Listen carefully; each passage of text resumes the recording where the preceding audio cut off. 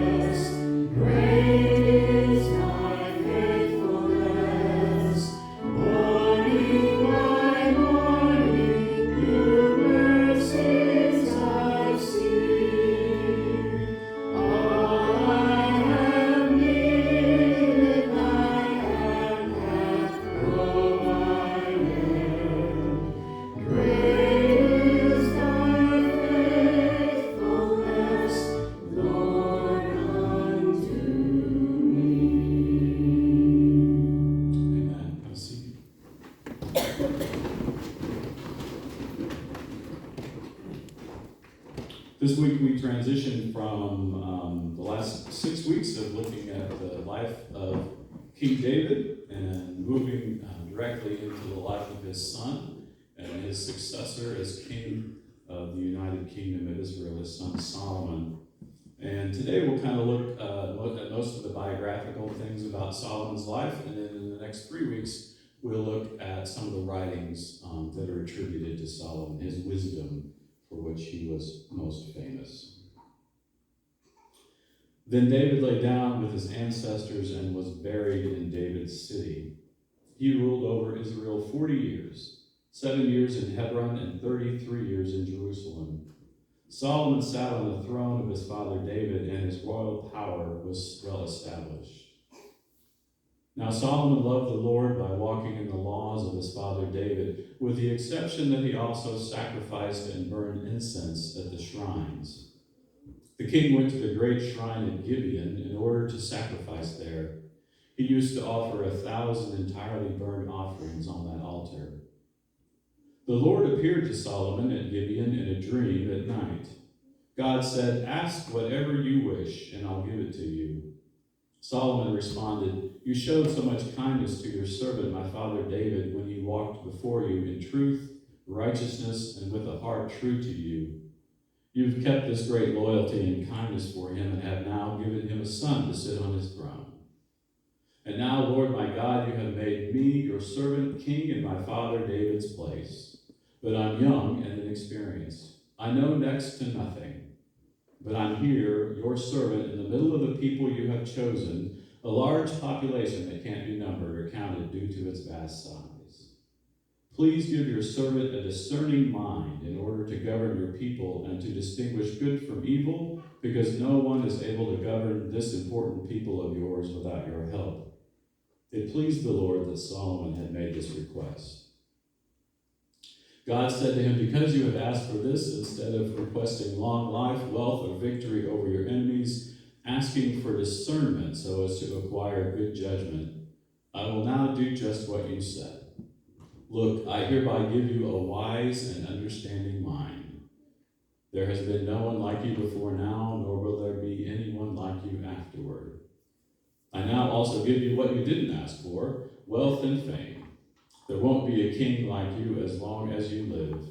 And if you walk in my ways and obey my laws and commands, just as your father David did, then I will give you a very long life."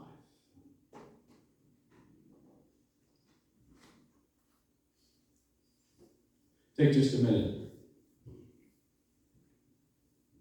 I want you to think of the smartest person that you've ever known.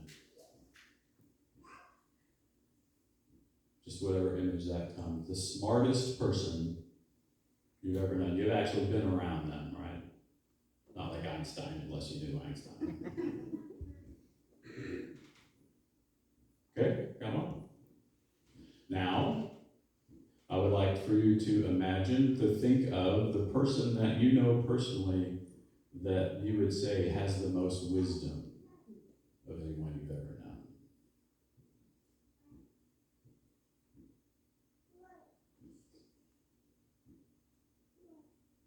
Are they the same person? I got some yeses and some nos. Yes and no? Interesting though, right?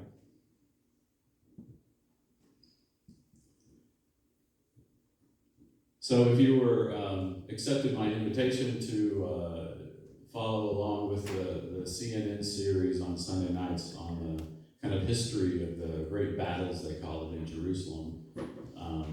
If you were watching the first night, right after I talked about David, and they talked about David, and then actually about 20 minutes of the hour was spent on Solomon. And at the end of that 20 minutes, I thought, oh Lord, what have I done? Their portrayal of Solomon was not exactly kind.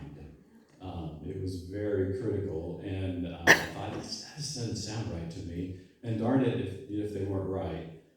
They just kind of chose some things out of the biblical text that we don't usually talk about or read, but they're in there. So, like David, Solomon's life is kind of a mixture of really, really good things and good decisions and good actions and things that were not so good. And particularly for both of them, things I think that in looking at it from 2021, like, wow, really? Whereas if we were really embedded in the culture of, we're talking about probably 3,000 years ago. So we don't have accurate dating on either of their lives, but we're talking the 9th and 10th century before Christ. We have a good dating of when the northern kingdom is invaded by the Assyrians, that's around 800 BC, and we know that these things happened sometime before because we have the list of kings that came between them. So people usually date Solomon for in the 900s BC. So here's kind of a synopsis of Solomon's life.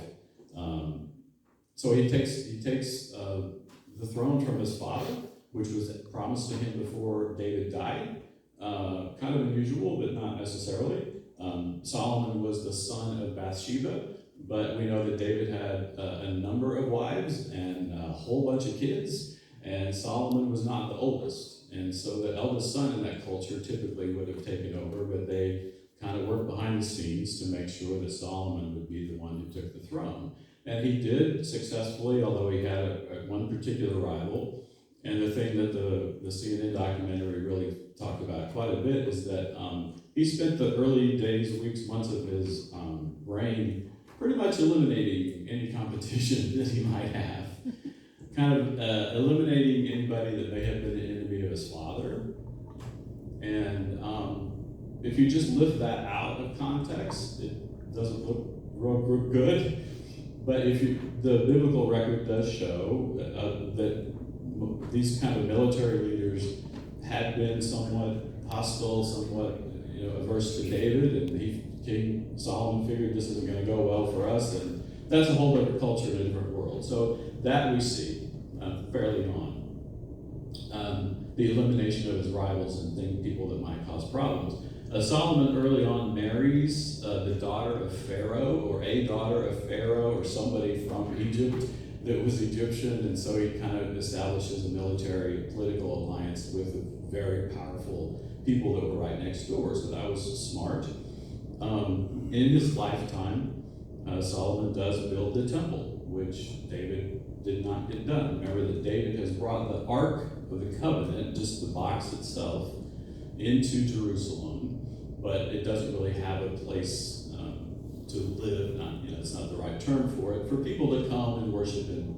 And they didn't ever view the Ark, but for it to be for them to do their religious practices. I'll talk about that some more in a minute.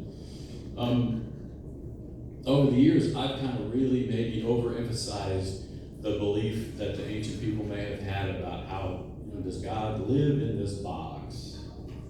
Does God live in the space just above the box between the wings of the cherubims? And we could really kind of get focused on that, and that's probably not really what they thought. In fact, the Hebrew for temple is actually house for the name of God. So they could have easily just called it house for God, house for Yahweh, but they don't. The Hebrew says the house for the name of Yahweh. This is the place where we worship Yahweh. But I think they believe, like we do, that God is present all around us. So Solomon builds the temple. He also builds a palace. He builds the city wall around Jerusalem. The entire story of Solomon's life is in 11 chapters in 1 Kings. David's life took up a whole book and a half, right? All of 1 Samuel, part of 1 Samuel, all of 2 Samuel. So we don't really have a lot of biographical information. There are a couple of entire chapters that are just the intricate, detailed plans for the temple and for his palace. I mean, if you read that book, Dwayne and Perry could build it. It is so intricately. This was covered in gold. Well, actually, everything was covered in gold. In fact, it says Solomon's cups and utensils were gold because, quote, silver did not count for anything. Right? So Solomon's also known for his wealth and all the money that the tributes that came in from his people and other kingdoms. There's also a very, very long, elaborate ceremony for the dedication of the temple. So when you take out the chunks of, here's 3 pages that talk about that. Dwayne and Perry would have to know what a cubit is in order to build the temple. And then they could do the ark too, I guess. We got some land outside, so we can do that. If anyone knows what a cubit is, let me know. Measure a distance. I think I'm not even going to say that. So a lot of gold. Everything was covered in gold. Gold is coming in. He gathers great wealth. There's a vast description of his army and how many chariots and horses and soldiers he's had. He built a navy. We don't talk about that very often. Solomon had a navy, and his reign is peaceful. So, I talked about how the prophets would judge the kings of ancient Israel, and one of the things that a good king did was he kept the peace, he kept the people safe. So Solomon, A1, right? Absolutely. There were no wars during his time. He kept the peace. He had a powerful military. The people around him were peaceful. There were no threats to his throne, which didn't happen before. It doesn't happen very long after either. So it's just one kind of moment. The Jewish tradition tells us that Solomon, in his spare time, when he wasn't building temples and palaces, wrote Proverbs, Ecclesiastes, Song of Songs, and the Wisdom of Solomon. Also, there are a couple of psalms that may be attributed to him. That's the tradition, and that's the tradition we're going to follow in the next. We're going to look at Proverbs the next few weeks. So those are all kind of good, cool things. Some things that were not in our 20th century Western culture, maybe not as positive, as that he had many wives of many different cultures and many religions that he brought into Jerusalem. And the thing that really gets him in trouble with Yahweh is that he not only marries women, but he builds shrines and places of worship for those religions. Maybe not right in Jerusalem, but outside. So, right? So the rules for the prophets for the good king were protect the people, get a pass, follow the religious rules. Well, maybe not. So he definitely did much to promote Judaism with the building of the temple, but he's also kind of having some competition built for them. And, you know, good husband, right? I don't know. And then one that really kind of jumps out at me that I'm sure will to you, again, this is the ancient world, but the text says very clearly that he imposed forced labor on his people in order to build the temple and the palace and the wall. And then later on, some of the peoples that lived nearby who weren't Jewish, weren't of the Israel, of their ethnicity, were pulled into slavery. And so that, you know, not cool in our looking back on history. There is some indication that some of the workers were paid, and then some of them weren't. And then maybe the common people would just kind of get pulled in and work for a while, and then, you know, I don't know how that worked, but there is indication that those things happen. But they got a giant palace and a temple, and they got a wall around the city for all this. So that's pretty good. Kept Jerusalem safe. So that's kind of the setting of Solomon's life and his again, it's in 11 chapters. This whole arc of his life just kind of flies by. And if you take out the detailed building descriptions, it's just a few chapters. And we have just a few stories, one of which I just read. So this is early. He's just become king. And remember, so David has brought the Ark of the Covenant, which is the box that contains the tablets of the Ten Commandments, into Jerusalem. But remember that the whole time the people were in the wilderness, the Ark of the Covenant was kept in a tent, a very elaborate tent with kind of multiple layers around it. And I know y'all, Baptists built one out in I guess on the spot where the new church is now, right? Yeah. And like the temple is actually built on the exact dimensions of what the tent was, the tabernacle, tent, a small building around the ark, then another perimeter, and then another. They kind of go out from around. Now the ark has come into town, but the tabernacle is still out in the country. At Gibeon, not the country; it's a town, it's a city.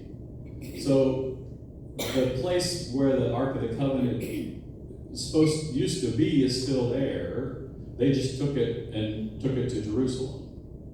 So this is the site of the ritual sacrifice, which is the main part of religious practice at the time. You went to offer sacrifices for Thanksgiving, for sacrifices for forgiveness, sacrifices for crops, for children.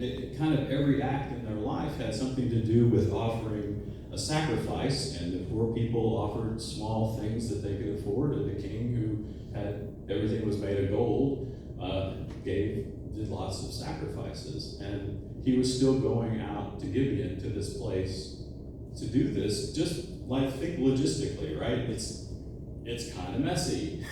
It's not something you just kind of want to do in the backyard before you get this building built.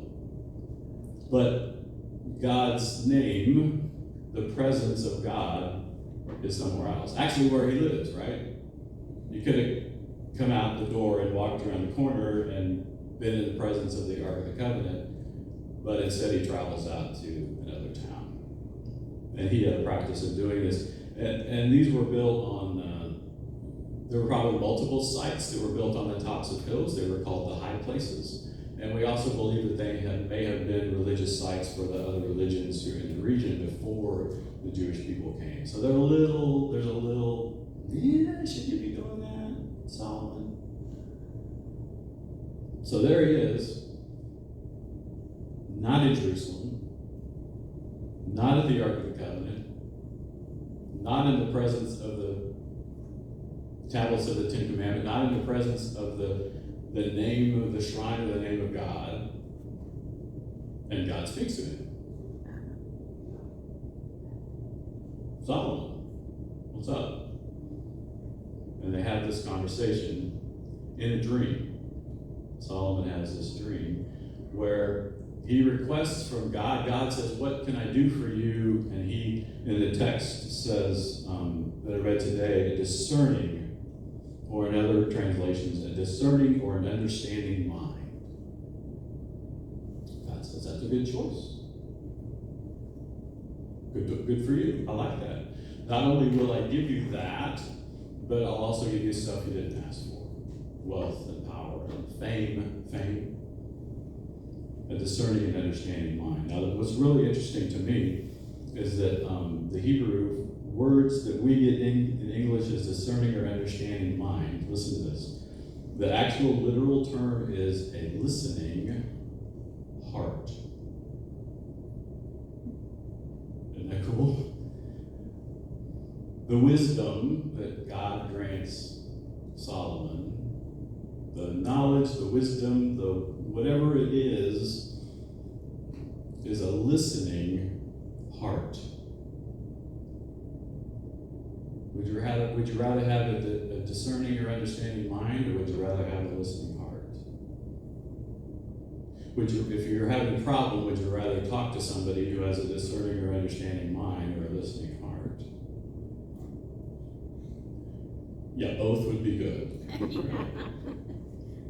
And so it's hard to tell if maybe Solomon didn't have both, because what really complicates things is that in the ancient world, the heart was not only the seat of knowledge, of emotions, as we think of it. The heart was also the center of your knowledge.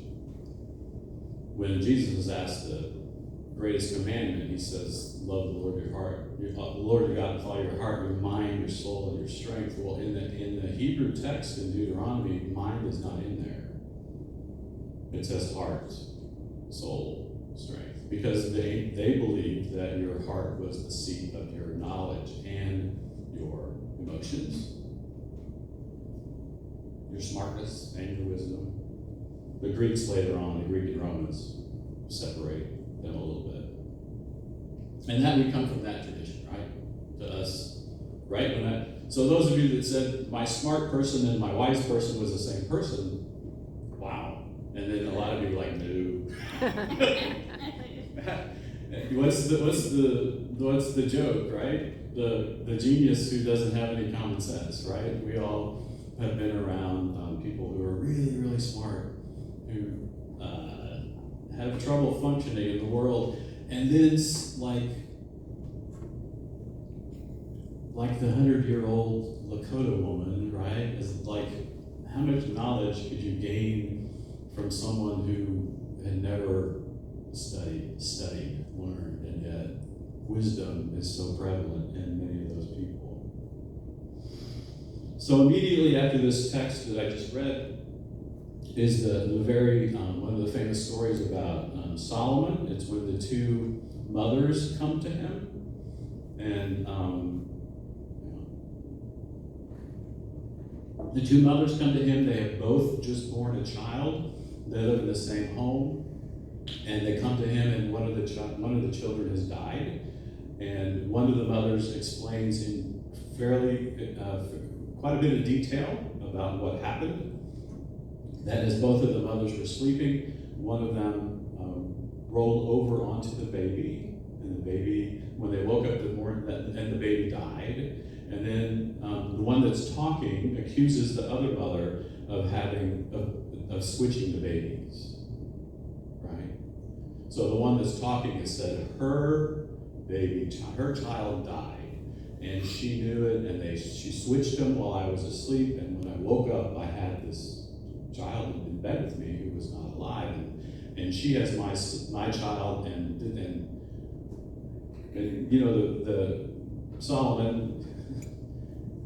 It really sounds kind of crazy, like cut the child in half, right? That's the story. And the mother, whose child it is, the one who doesn't care says, "Fine, go ahead." And the one whose baby it is says, "No, let it live. It's her child." She's willing to give her child away so they can live. So most people look at that final act as the way that Solomon knew what to do, but one of the Jewish scholars that I was reading said that no, he knew before he did that silly, crazy thing. Because the woman who was protesting, who was telling the story, who was so dramatic and had all the details, and claimed that, right, she was the one who had. And it's a horrible thing. It's not like anyone did anything on purpose, but he's able to. So that's a sign of his wisdom. So, I went through kind of the ups and downs of Solomon's life, and yet in the text it says over and over again, even though he's doing some things that don't sound very smart to us, and he was the wisest man who ever lived. He was the wisest man who had ever lived. They keep bringing that up. That shows up again when he gets a visit from the Queen of Sheba. She comes and visits him. That's a kingdom in kind of northeast Africa, and she is amazed by his knowledge. And everything that she asks him, he has an answer. And there's much later traditions in the church that the two of them had some kind of romantic thing, but there isn't any evidence in the text. It's just that she came as a ruler. They kind of traded gifts, as was the thing of the day, and then they talked, and she was amazed at how smart he was. I don't know. So whatever she asked him, he could answer. So just a couple of thoughts, thinking through that material. So God lived in the Ark of the Covenant, which was in Jerusalem. Yet when Solomon traveled to another place to worship, God still spoke to him. What things do we do out of tradition or habit that seem like worship to us when God isn't really the focus? Are we just out in Gibeon offering sacrifices when God is in Jerusalem? And yet, how comforting is it to know that God reaches out to us as God reached out to Solomon, even when we're in the wrong place?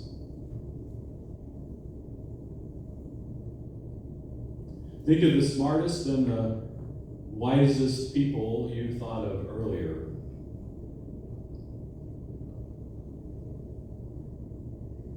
Which one would you like to be?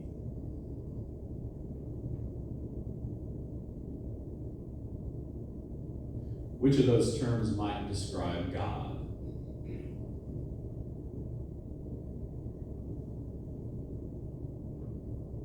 Which one do you think God calls us to be?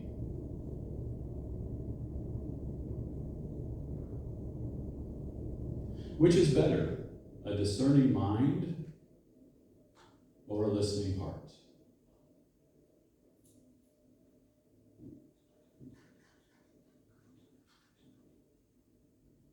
So a wise man once said, "It's better to remain silent and be thought a fool than to speak and to remove all doubt."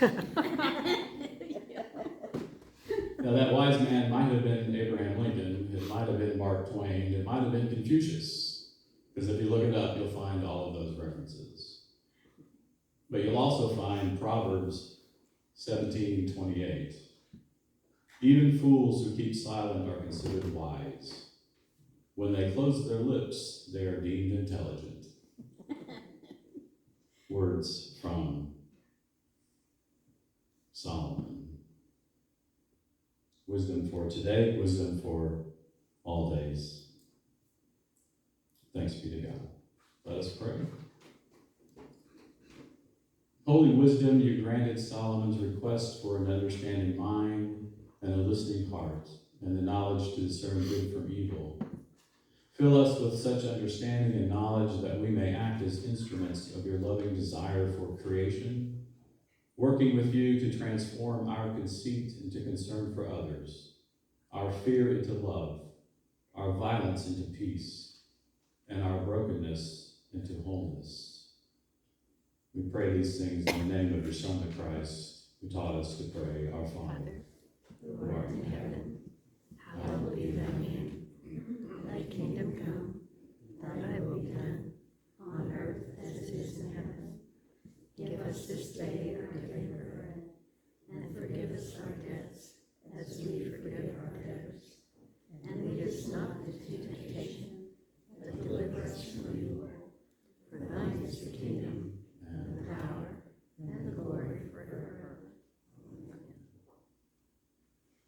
So a few announcements as we continue.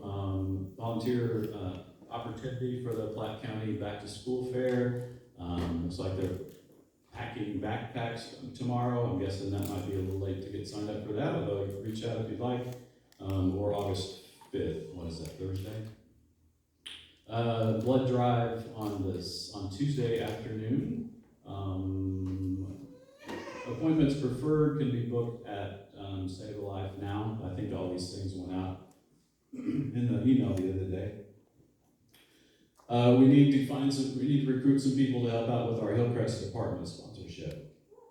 So Peggy's been mentioning that at board meetings, and I keep forgetting to bring it up during worship. $240 one-time gift or $20 a month, and that helps to support the apartment that we sponsor. We just want at Hillcrest Transitional Housing. So anything else on that, Peggy?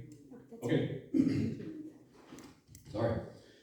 Next Saturday is the Disciples of Christ virtual gathering in place of the General Assembly, which is a big gathering that would normally happen this year, postponed or changed because of COVID. I meant to pull this slide out. I think Craig and I have been talking, I think we're gonna hold off on board meeting for, normally board meeting would be next week. I also have a youth event, and so we're gonna maybe just hold off until September, and we can kind of get our got a little time to talk and chat about things, having lost Teresa as our board chair. So also next Sunday afternoon is a North by Northwest. That's 5 local nearby Disciples of Christ churches service project and gathering. And we'll be meeting here and then heading down to Synergy Services, which is a great organization that does work for at-risk youth in the KC metro area. So, all right, yes. Tonight, I keep forgetting to invite, but tonight at the Baptist Church, we're going to have a gospel sing. You're welcome to come sing or just listen and sing in the audience, whatever. It's very informal, and I don't think there's any message or anything. It is at what time, Tracy? It's at 6. 6. It is not at 7. Because the last one, I showed up at 7. And I got a standing ovation as I came in. So anyway, you all are invited. It's at 6 o'clock at the New Baptist Church. So why would you not get a standing ovation? I mean, I don't know. Well, I had to go down the center aisle, and there was no way to sneak in. So No, I snuck inside. you snuck in. So anyway, you're all welcome to come up or out, wherever you want to say. yeah, I still haven't been in the building. It's beautiful. It's right across the highway from Platte Ridge Park. What is that? 371. 371. There's several highways around here. I can't remember the names. So not the numbers of it. So. Yeah. 6 o'clock. 6 o'clock. This evening. 6 o'clock. All right. Well, we will give Peggy a standing ovation as she leads us in communion. Sorry, that's kind of a rough transition. But Peggy and Ray are going to lead our communion service. Did I turn that on? Yes, you did. Yep, you sure did.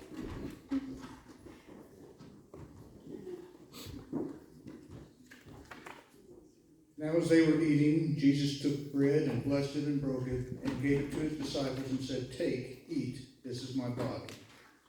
And he took the cup, and when he had given thanks, he gave it to them, saying, "Drink of it, all of you. For this is my blood of the covenant, which is poured out for many for the forgiveness of sins."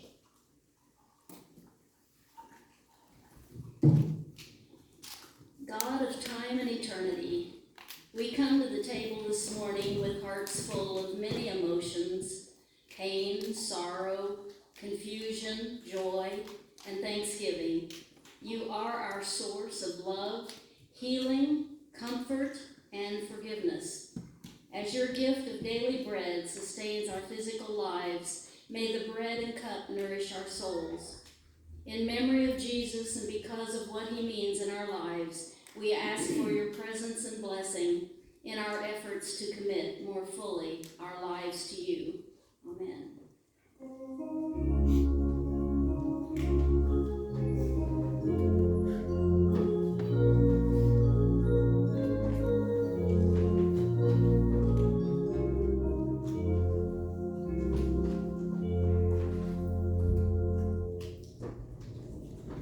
One of the things I adore about working at Tall Oaks with our high school youth at church camp is that they clap for everything. I mean, it's so cool that they're so supportive of each other, but honestly, you would have gotten applause after that.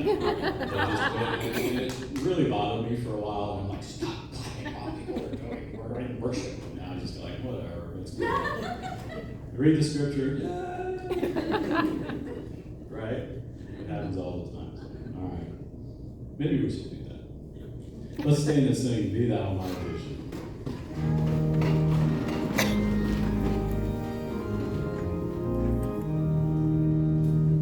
Be thou my vision, O Lord of my heart, not me all else to me, save that thou art.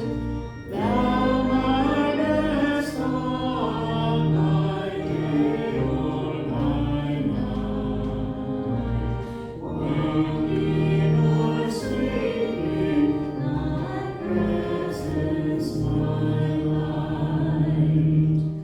Be thou my wisdom, and thou my true word. I am with thee, and thou with me, Lord.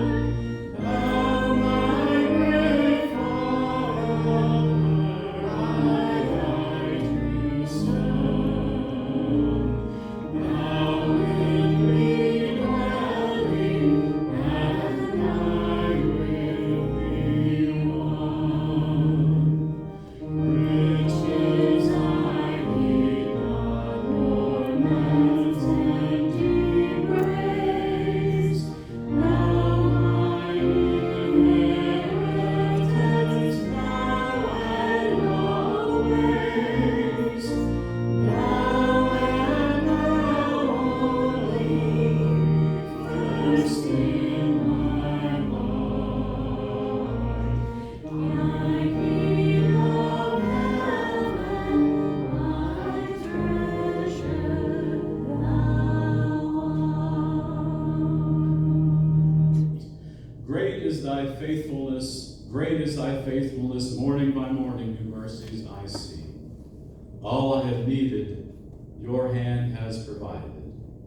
Great is thy faithfulness, Lord, unto me. Remember that as you go from this place, that God has provided us with all that we need, particularly when we share it with one another. Go in peace. Amen.